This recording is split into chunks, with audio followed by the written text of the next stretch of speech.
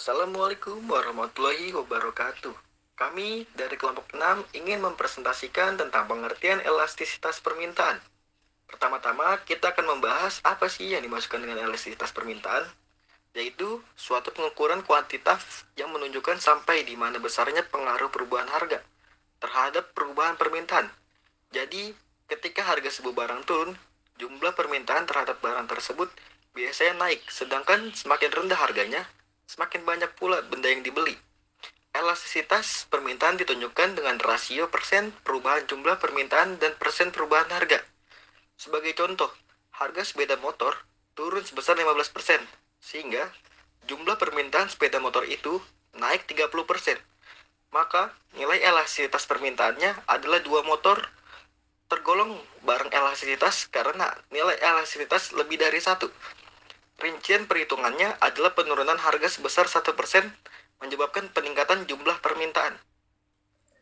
Manfaat mengetahui elastisitas permintaan. Elastisitas permintaan memiliki banyak manfaatnya, diantaranya adalah 1.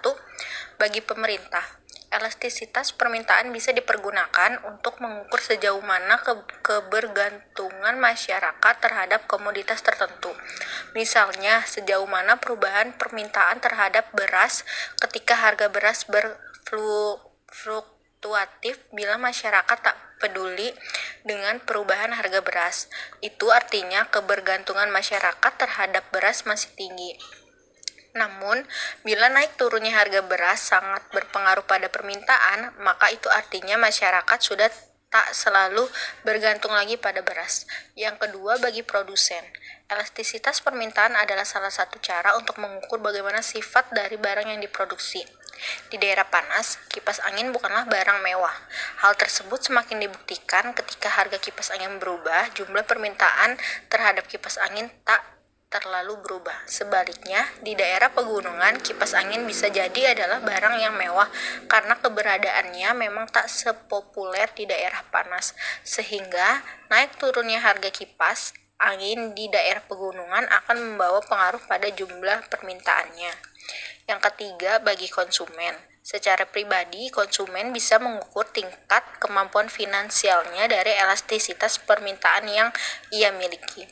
Bagi seseorang, fluktuasi harga AC tak terlalu bermasalah karena dia memiliki kemampuan finansial yang cukup. Namun, bisa jadi hal tersebut tak berlaku untuk yang lain.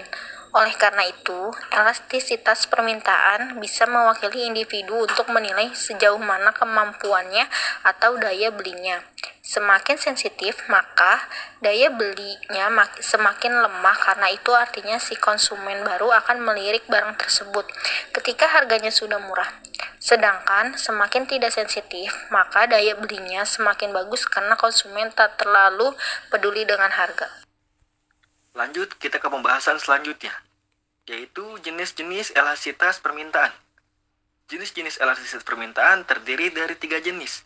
Pertama, elastisitas harga. Kedua, elastisitas titik dan elastisitas busur. Ketiga, faktor-faktor yang menentukan elastisitas harga. Lalu, apa sih yang dimaksud dengan 3 jenis elastisitas permintaan? Yang pertama, elastisitas harga. Elastisitas harga permintaan mengukur seberapa banyak permintaan barang dan jasa oleh konsumen yang berubah ketika harganya berubah. Elastisitas permintaan ditunjukkan dalam bentuk persentase perubahan atas kuantitas yang diminta sebagai akibat dari 1% perubahan harga. Seperti contohnya, permintaan terhadap suatu barang dikatakan elastis bila perubahan harga suatu barang menyebabkan perubahan permintaan yang besar. Misalnya, bila harga turun 10% menyebabkan permintaan naik 20%. Angka elastisitas harga ada elastis ID lebih besar dari 1. Yang dimaksud dari itu adalah permintaan terhadap suatu barang dikatakan elastis bila perubahan harga suatu barang menyebabkan perubahan permintaan yang besar. Misalnya, bila harga turun 10% menyebabkan permintaan naik 20%. Contoh kasus, toko sepatu Sahabat pada akhir tahun melakukan cuci gudang untuk semua jenis sepatu, dari sepatu anak-anak sampai dewasa. Harga sepatu anak yang semula 20.000 turun menjadi 15.000. Akibat penurunan harga, jumlah permintaan sepatu anak-anak meningkat dari 1.000 menjadi 4.000. Jadi koefisien elastisitasnya bisa dihitung seperti berikut. ID sama dengan delta Q dibagi delta P dikali P dibagi Q. Yang dimaksud dari Q di sini adalah harga dan yang dimaksud P di sini adalah permintaan. Jadi ID sama dengan delta Q per delta P dikali P per Q sama dengan 4.000 dikurang 1.000 dibagi 15.000 dikurang 20.000 dikali 20.000 dibagi 1.000 sama dengan 3.000 dibagi min 5.000 dikali 20 sama dengan min 12, yaitu min 12 sehingga min 12 kurang dari 1. Poin selanjutnya yaitu elastisitas titik dan elastisitas busur. Elastisitas titik atau point elasticity mengukur tingkat elastisitas pada titik tertentu. Konsep elastisitas ini digunakan bila perubahan harga yang terjadi sedemikian kecilnya sehingga mendekati nol. Tetapi konsep ini kurang akurat bila perubahan harga yang terjadi relatif besar. Dalam kasus ini, lebih tepat bila diukur dengan elastisitas busur atau arch elasticity, yang mengukur elastisitas permintaan antara dua titik. Selanjutnya, kita bahas tentang faktor-faktor yang menentukan elastisitas harga. Yang pertama, tingkat substitusi. Makin sulit mencari substitusi suatu barang permintaan, makin inelastis. Beras bagi masyarakat Indonesia sulit dicari substitusinya. Karena itu, permintaan beras inelastis. Garam tidak ada substitusinya. Oleh karena itu, permintaannya inelastis sempurna. Yang kedua, ada jumlah pemakai. Makin banyak jumlah pemakai, permintaan akan suatu barang makin inelastis. Yang ketiga, ada proporsi kenaikan harga terhadap pendapat konsumen. Bila proporsi tersebut besar, maka permintaan cenderung lebih elastis. Yang keempat, ada jangka waktu. Jangka waktu permintaan atas suatu barang juga mempunyai pengaruh terhadap elastisitas harga. Namun, hal ini tergantung pada apakah harganya durable atau non-durable. Selanjutnya ada faktor-faktor penentu elastisitas permintaan. Yang pertama, banyaknya barang pengganti yang tersedia.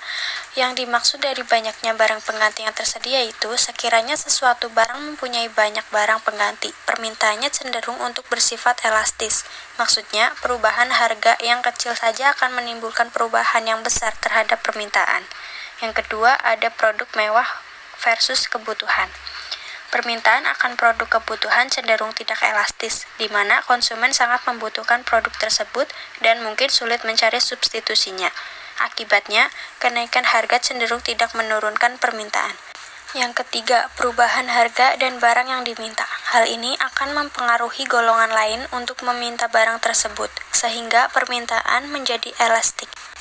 Yang keempat, ada jangka waktu analisis. Semakin lama jangka waktu di mana permintaan itu dianalisis, semakin elastis sifat permintaan suatu barang. Dalam jangka waktu yang singkat, permintaan bersifat lebih tidak elastis karena perubahan-perubahan yang baru terjadi dalam pasar belum diketahui oleh pembeli. Kesimpulan dari elastisitas permintaan adalah suatu pengukuran kuantitatif yang menunjukkan sampai di mana besarnya pengaruh perubahan harga terhadap perubahan permintaan, sehingga elastisitas permintaan mempunyai banyak manfaat bagi seluruh masyarakat, baik pemerintah, produsen, maupun bagi konsumen.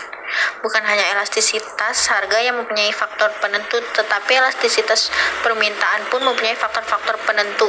Adapun faktor-faktor yang menentukan elastisitas permintaan antara lain banyaknya barang pengganti yang tersedia, presentasi pendapatan yang dibelanjakan, jangka waktu analisis, produk mewah versus kebutuhan, dan perubahan harga.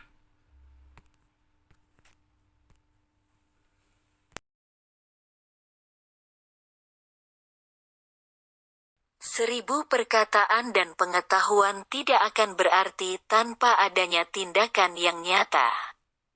Pesan dari kami, ingat, jangan malu untuk bertanya karena nantinya kau akan tersesat ke jalan yang salah.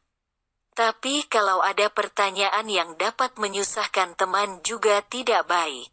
Foto di samping hanya untuk sekedar mengingatkan. Jalan-jalan bareng Aura Kasih cukup sekian, terima kasih.